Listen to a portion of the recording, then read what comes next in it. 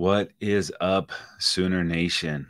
I am Casey Mellon, and you are now in a Sooner state of mind. Make sure you like and subscribe on Apple Podcast and Spotify. The last of the major pro sports leagues is off and rolling, and college basketball is ready to go as well. BetOnline remains your top spot for all your live betting action and contests. NFL, college football, UFC, and NHL are all in full swing. BetOnline is your number one source for wagering news, odds, trends, and predictions. All the hoops betting action, along with every sport available at your fingertips with both desktop and mobile access at any time.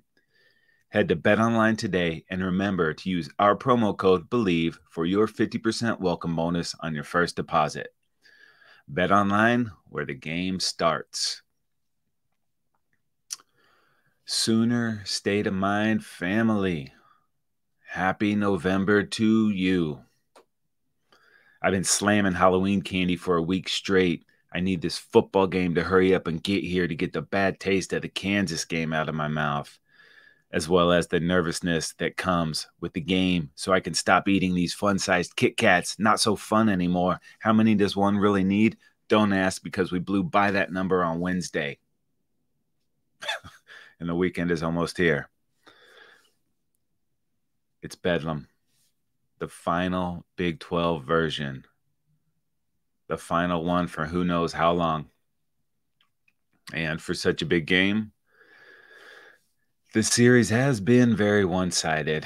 OU leads 91 wins, 19 losses, and 7 ties. The Sooners are winners in 7 of the last 8, including last year's 28-13 win. That was when OU jumped out to a 28-0 lead in the first quarter, and then they didn't score again. Such a weird game, but that was a win the Sooners really needed. Although I guess the most memorable game of the last few years would be the 2021 game. And even though Caleb Williams really struggled in the second half, OU was up 33-24 going into the fourth quarter. That was until OSU went on a 13-0 run to take the lead. On the Sooners' final possession, a non-called pass interference in the end zone prevented the Sooners from taking the lead, preserving the 33-37 win for the Pokes. You guys know that was pass interference. Should have been called, but it wasn't. And that non-call would set off a chain of events that would rock the college football world. Just after the loss, Lincoln Riley went on TV saying he would not be the new coach at LSU, which at the time seemed to be a weird way of saying I will remain the head coach at Oklahoma. Instead, like a weasel of the night, Riley packed his bags, packed up his quarterback, a handful of players and coaches, and stepped out the front door like a ghost into the fog, headed to the Mecca, air quotes if you're just listening and not watching. It didn't feel like a gift at the time, but it was absolutely a blessing in disguise. After a few weeks of panic, Joe C. did Joe C. things and brought home one of our own, Mr. Brent Venables. And here we are again, with both teams needing wins to keep their Big 12 hopes and potentially for the Sooners, a CFP berth alive. But maybe even bigger than that is this, the final chapter in one of the greatest books ever written. There's not really a cooler name out there for an in-state rivalry game other than Bedlam, defined as a noisy situation with no order. That pretty much sums it up. I think this one is going to feel even crazier than the Texas game did just a couple of weeks ago, as all the hurt, the feelings of abandonment, the finality of such a long-running series come crashing down in Stillwater. If you don't think we're going to get the absolute best effort possible from the Pokes, then you don't know Bedlam. Now, for those Pokes, this year did not start very well, struggling with Central Arkansas and Arizona State before losing at home to South Alabama, and then on the road to Iowa State. Part of the reason for a while, these Pokes had 3 quarterbacks, and when you have 3 quarterbacks, you don't have a quarterback. But since then, they've locked in with senior quarterback Alan Bowman, who's been okay, but he brought stability and leadership, which has led to a 4-game win streak. But what's really led to the 4-game win streak is sophomore sensation running back Ollie Gordon II. On the year, this cat, 141 rushes, 1,087 yards, 10 touchdowns. That's sick, dude. 7.7 yards per carry. He's rushed for more than 120 yards in 5 straight games.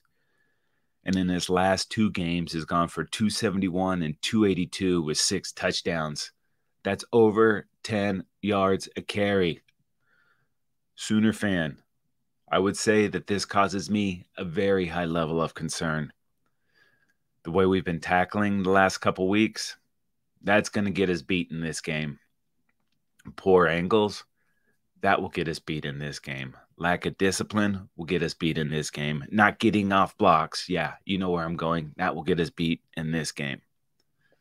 The good news is all of those things are fixable. And they are all the things we've done well at times this season. It's just gotten a little sloppy lately. Hey, lady. But nothing that can't be fixed. But it all starts up front.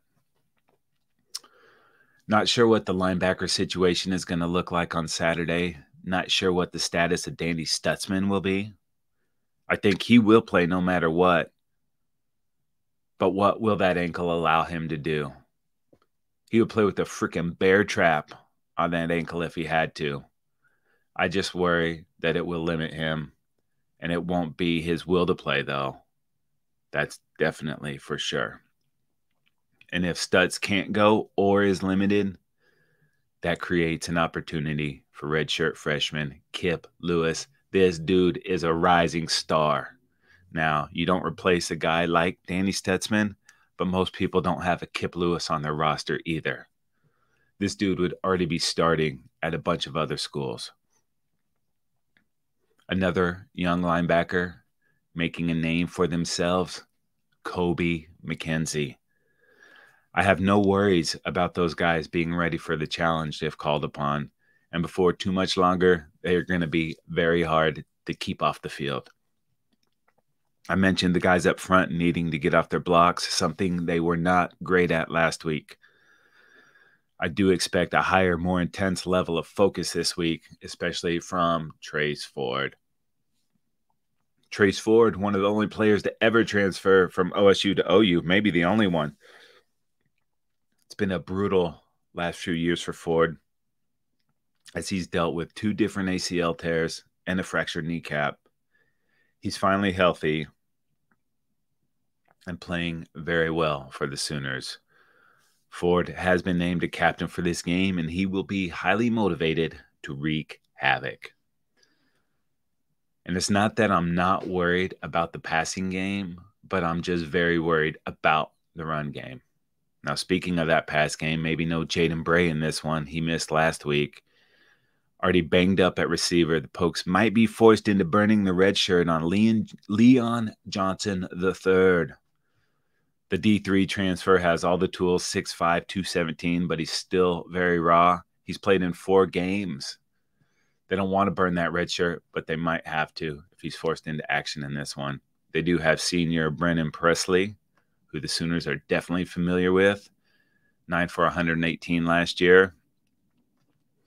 I'm also a little concerned with our injuries on the back end. Peyton Bowen didn't play last week. It would be nice if the stud freshman could at least get a taste of this last Bedlam. Gentry Williams, a little banged up, but he's been practicing this week, and he was named a captain, so that sounds promising for his availability. And hopefully the birthday boy, Woody Washington, can recapture his 2021 game vibes when he had 6 solo tackles, 2 interceptions, and a PBU in his last visit to Stillwater. Flip it over to the offense for the Sooners. Lots of people calling for Levy's head this week. Maybe a bit of an overreaction. Sooner Nation has been known to fly off the handle just a little bit. And I do get the frustration, though. I understand completely.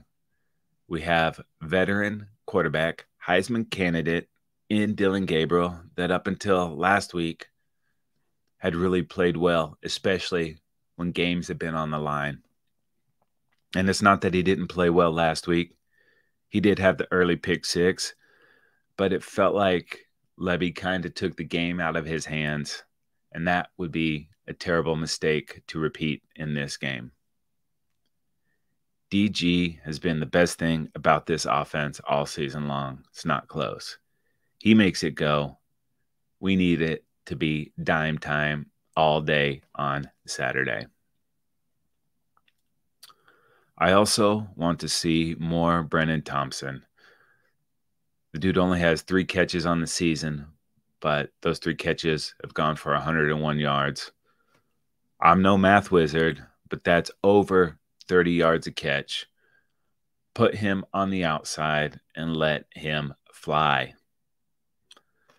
Now, last week, OU only threw the ball 19 times on 74 offensive snaps, and we didn't take many chances downfield. That needs to be different on Saturday. I also want to see Levy feed Drake Stoops. It would be very fitting for Drake to put the Stoops stamp on his final Bedlam. I want Stoops with at least 8 catches and 2 touchdowns. I know we have a lot of weapons at the receiver position. Let's make these pokes stop us and not stop ourselves. Let's force the action.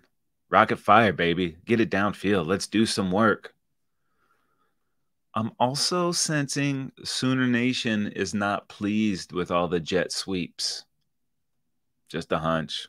I don't know. And as the late, great Al Davis would say, go vertical.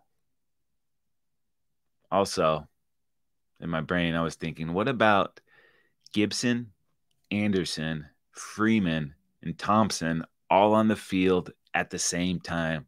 Talk about a turbo package. What is the defense supposed to do with that? That is some speed. Can we get it at least once?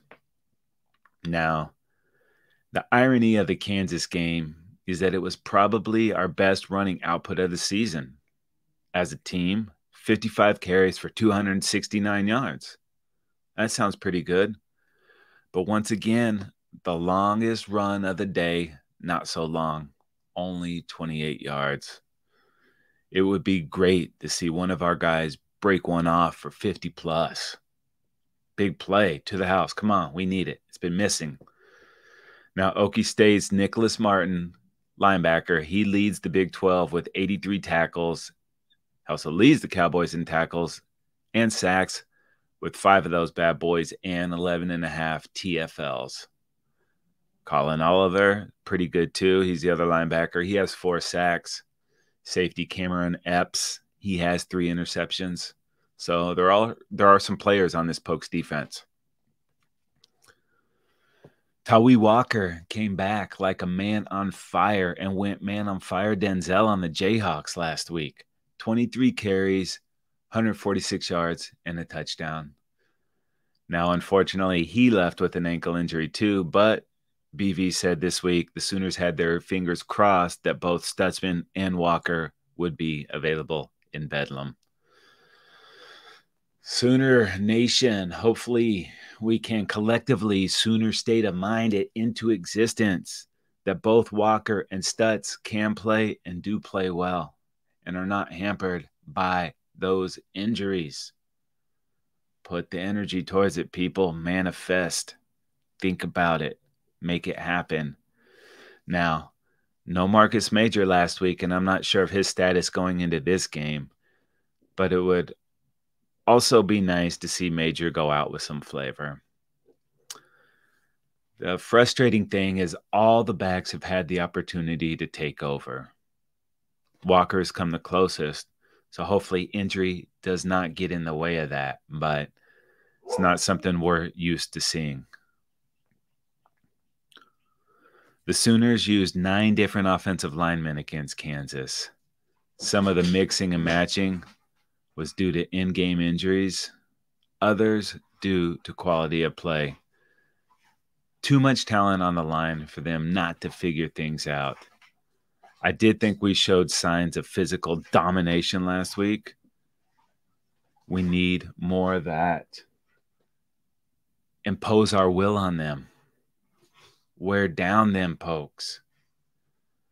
When the Sooners have struggled this year, they've compounded their problems with lackadaisical effort or mistakes. That's been creeping in lately, and that needs to be snuffed out. Sooners just 2 for 10 on 3rd down last week.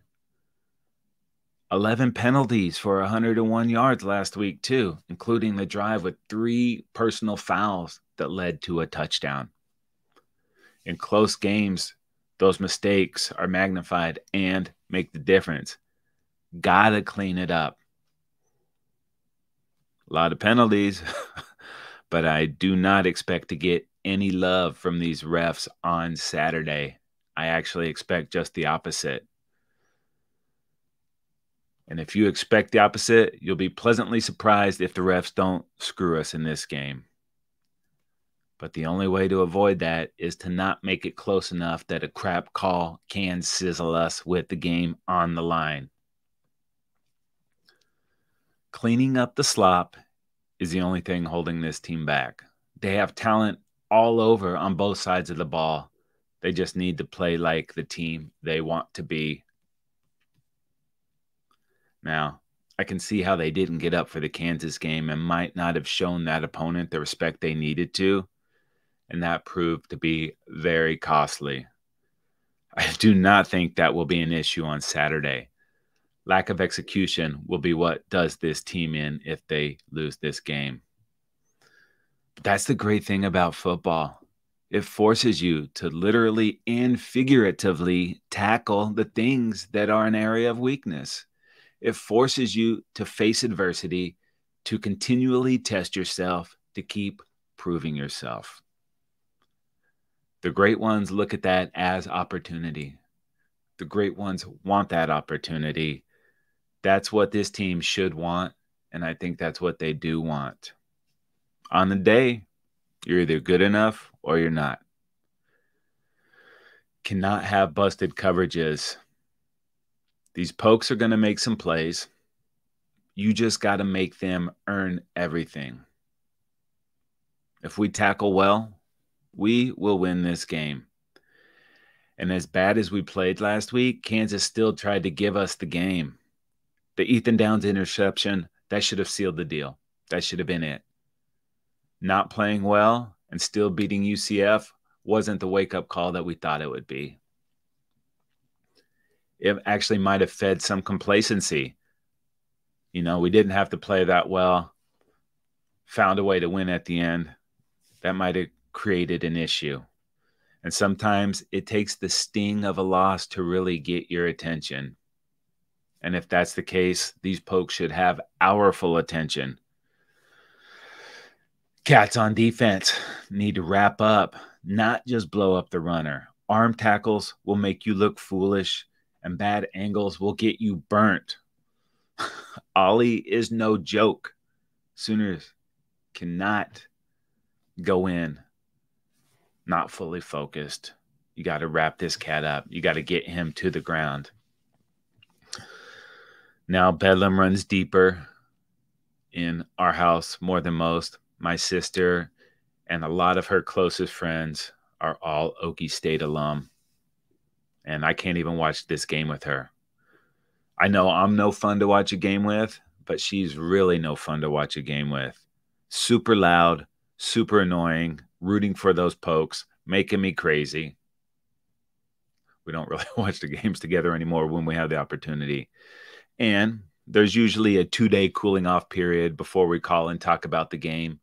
Sometimes longer, depending on the stakes. Stakes are high in this one. I don't know that they could be higher. Drake Stoops, Ethan Downs, Trace Ford, Gavin Freeman, Gentry Williams. They're captains for this game. All 5 of those guys played their high school football in Oklahoma. BV on the pulse, showing these guys and all future in-state recruits the value of the Sooner brand. Not only that, but letting the Okie boys rep them Sooners in the final Bedlam, picking up a couple in-state recruits leading into this game. Tulsa Union, man, we are locking those cats down. More of that later in the week. Now, before losing to Kansas, the Sooners opened the season 7-0. A win on Saturday could start another 7-0 run. If they do that, they will end the season as national champions. But you can't go 7-0 if you don't go 1-0. Can I get a hell yeah? Let's finish this Bedlam the right way. Beat these pokes. Keep everything right in front of us. And we'll see how it goes down the stretch. There is more tasty Week 10 college football action starting right here in the Big 12. We said last week there are 5 4-1 teams in the Big 12. We're going to know a lot more on how the conference will shake out after Saturday. 2 of those teams meeting in our next game. Number 23, Kansas State at number 7, Texas. Since dropping that game to the Pokes, Wildcats have outscored opponents 123-24. Since that last to the Pokes, Will Howard has not thrown an interception. The Wildcats need more of that. Malik Murphy was okay in his first start last week, but he didn't have to do too much as BYU could not get anything going. I'm not sure that's going to be the case on Saturday. The winner of this game has the inside track to the Big 12 championship, and a Longhorn win, that is going to keep them in the CFP race too. Huge game. Number 12, Missouri at number 2, Georgia. And despite the number 12 ranking, I would be shocked if this isn't the Dogs blowing out the Tigers. Georgia yet to really be tested. I think that test doesn't come until the SEC championship. Unless I just jinxed them. My notes say insert maniacal laugh here. I don't think it's going to be enough. Jinx or not. Number 21, Kansas at Iowa State. Iowa State, no chance at the playoff, but still right in the mix for the Big 12 and a New Year's Six Bowl. KU on the outside looking in for the Big 12 dream, but not dead yet. Playing some pretty good football. Number 5, Washington at number 20, USC. And isn't this some delicious irony? Told you last week the football gods were cruel. Sooner Nation has to root for Tebow and Caleb. Gross, right? We need UW to take a loss for the chaos factor to open a path to the CFP for a one-loss conference champion. I know it feels dirty to root for USC, and if you can't, I dig it. Respect. Number 14, LSU at number 8, Alabama. And since that week 1 loss to Florida State, this LSU team has scored at least 40 points in 6 of 7 games. They could ruin Bama's run to the SEC title game and throw some chaos into that SEC West. But if Bama handles their biz, this should be their last real test until a game versus Georgia in the SEC championship. You think the Emperor would love a shot to extract revenge versus Kirby and end the Georgia win streak? Can the Millennium Falcon make the Kessel run in less than 12 parsecs? You're damn straight. Make sure you come back in a few days where we will recap what was hopefully a huge Bedlam win. And if you haven't gotten a chance to check out our interview with Peach Bowl President and CEO Gary Stokan, go check it out. He shares a lot of great information and insight. Also, head on over to Believe.com. That's BLEAV.com. Go to shows. Type in Sooner State of Mind. You are locked. So much great content. Every team, every topic, everywhere. believe.com. If you want to watch Sooner State of Mind, head on over to YouTube and search the Football Dudes. We are there. Sooner State of Mind is brought to you by Bet Online. My name is Casey Mallon. I'm in a Sooner State of Mind. Thanks for listening. Go Sooners.